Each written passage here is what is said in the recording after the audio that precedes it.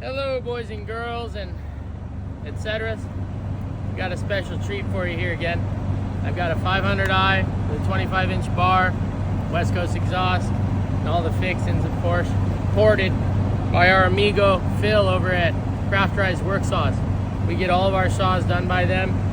You can see some of our other toys, and he kicks major ass. He's a super great dude, very honest, straightforward, easy to work with, and you don't have to wait a fucking year for your saw. So let's see if she can beat the little girls. Got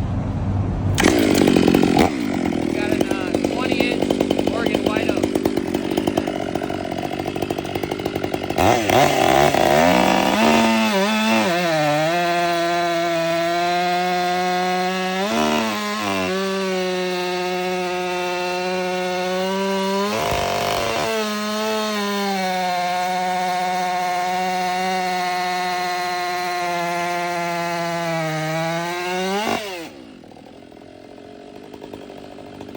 How you like them apples?